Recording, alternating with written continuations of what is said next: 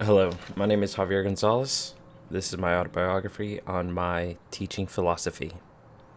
Coming from Mexico to the United States, the very first organization that I was introduced to was St. Andrew's Catholic Church.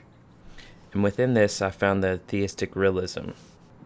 And according to Gutek, page 58, Thomasists, or those that follow this practice, embrace supernaturalism and find revelation recorded in the Bible to be an authoritative source of the divinely inspired truth. Thomasist asserts that human beings have as their ultimate goal the beatific vision of God, which is the final, highest, and most complete happiness. That is something that I followed religiously while being in the Catholic Church.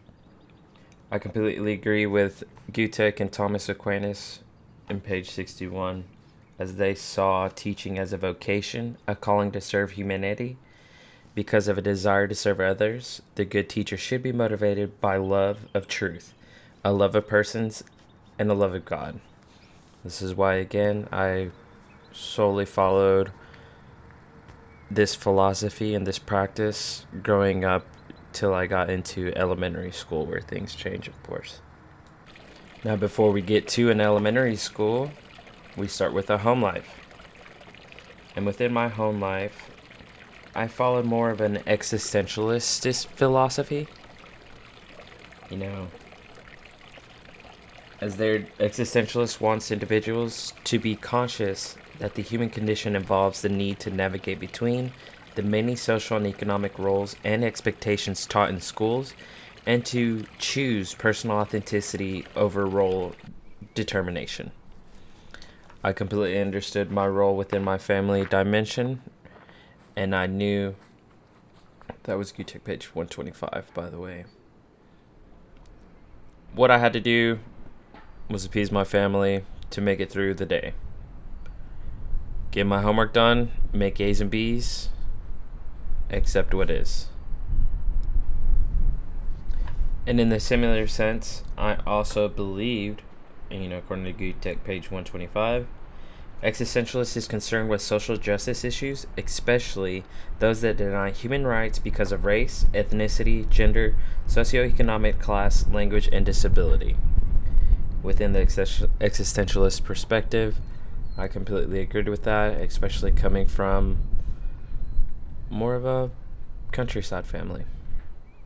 Growing up the middle child, I was given the opportunity to be who I wanted to be.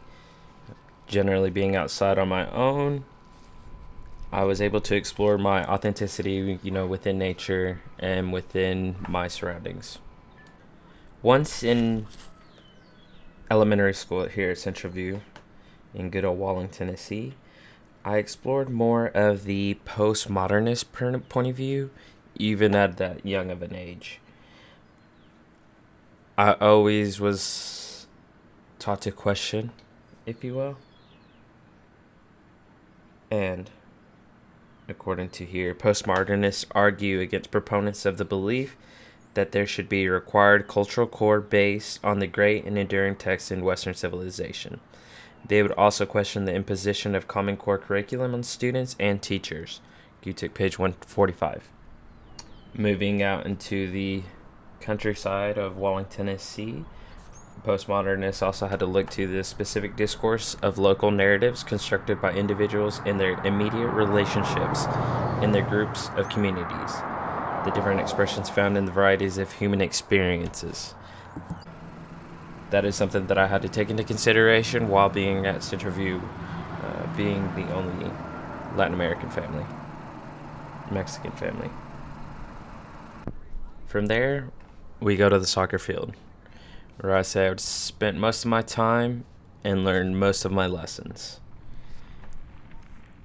Just like the postmodernists here, page 148 of Gutek, postmodernists assert that the scientific method is but one of many methods of constructing one of many truths. Further, they argue that the prescriptions for human behavior are established by groups, not nature, and are contested between dominant and subordinate groups. A lesson that you would learn in a locker room. I really didn't start playing soccer till 8th grade of middle school year, but even then, postmodernist philosophy still applied at that time.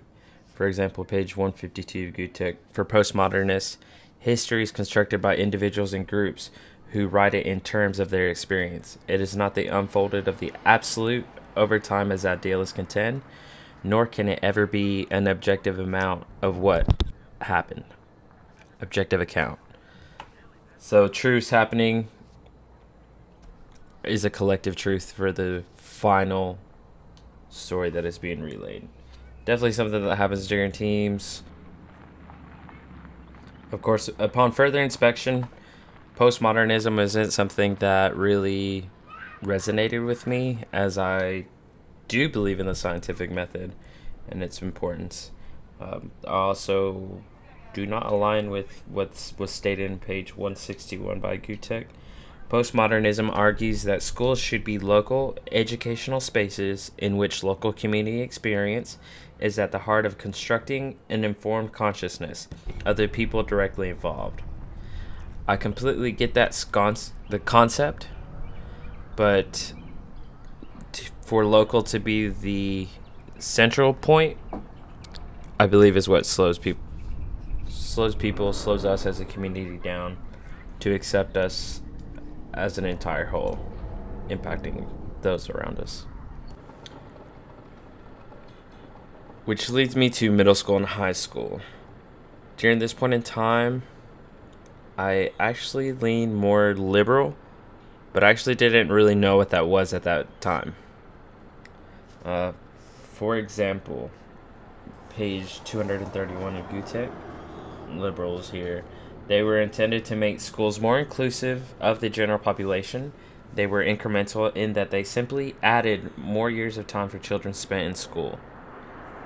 It's something that I believe in, would let the youth be youth and enjoy their time. Even more so, leaning to Bentham's utilitarianism. For example, Gutek is saying that it broadened the central liberal concept of individualism. Although individuals still acted in their own self-interest, they could unite their individual self-interest with that of others, thinking more of a collective whole to benefit one another.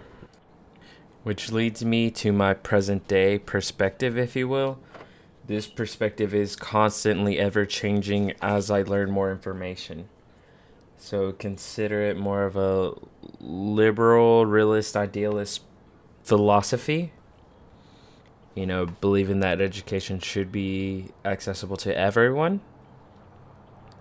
That everyone's perspective is their perspective and their reality. While still believing in some ideal whole, some powerful being that rules everything, that there is a universal truth, and that I should believe in the scientific method, even if it is specific to my field of study. I believe that with everyone coming together as a whole, having a collective ideal end goal would be beneficial for all, but I understand that philosophy is ever changing. My concept of learning, of time, of reality, of perception constantly changes as I read a different book. It opens my mind. We are ever changing, but if my teaching philosophy had to be within three, it would be more of a liberalistic perspective, following a realist, idealist mindset, as I would like to think that something brought us here for something, and for now my something is to help people, and we'll do that. That is my teaching philosophy. Thank you so much.